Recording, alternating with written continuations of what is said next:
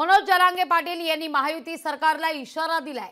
आरक्षण न दिल्यास आता महायुतीच्या 113 जागा जाणार असं जरांगे म्हणतात। देवेंद्र फडणवीस विचित्र माणूस आहे असं देखील जरांगेंचं म्हणणं आहे। फडणवीस षडयंत्र करून या ठिकाणी आंदोलन मोडून काढतायत असं जरांगे म्हणतात। मराठ्यांचं आंदोलन मोडणं त्यांना शक्य झालं नाही असंही जरांगेंचं वक्तव्य आहे।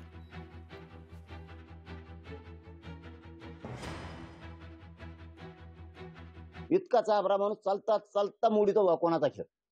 धनगरांच्या लेकराचं कल्याण झालं असतं, एसटीतून आरक्षण मिळालं असतं त्यांना सुविधा मिळाल्या असत्या। मोडून टाकलं आंदोलन, 0 मिनिटात मोडीतो आंदोलन। त्याला फक्त हेच आंदोलन मोडलं नाही हे आमचं, कारण आम्ही इकत नाहीत, फुटत बी नाहीत आणि मॅनेज होत नाही। मला माझा समाज मोठा आहे। देवेंद्र फडणवीस साहेब, तुमचं एकही षडयंत्र मी आयुष्यात यशस्वी होऊ देणार। तुम्ही जेलला बी टाकलं, मी जेलला गेलो भावनिक लाट येऊन पडलं, तू कवा बी घे निवडणूक, 15 वर्षांनी घे, 20 वर्षांनी घे, किती ढकल। तुम्ही आरक्षण नाही दिलं की देवेंद्र फडणवीस गेला म्हणून समजायचं। 113 आमदाराचा भोगाच देवेंद्र फडणवीस फक्त असले चाळे करू शकतो।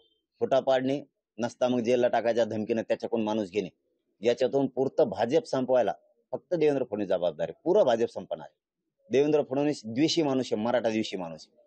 त्याला इतका द्वेष आहे मराठ्यांचा की तो मिळूच देत नाही आणि सगळ्या सोयरीच्या अंमलबजावणीचं कामही तो होऊ देत नाही, कारण त्यांनी धरले छगन भुजबळ हाताखाली। छगन भुजबळ पाठबळ देतोय कारण सत्तेत देवेंद्र फडणवीस यांचे आहेत आणि त्या पाठबळातून सगळा जातीवाद पसरायचं काम, जाती जाती तेढ निर्माण करायचं काम भुजबळच्या माध्यमातून फडणवीसांनी केलं। लोकशाही मराठी ऐका, पहा, जागरूक रहा।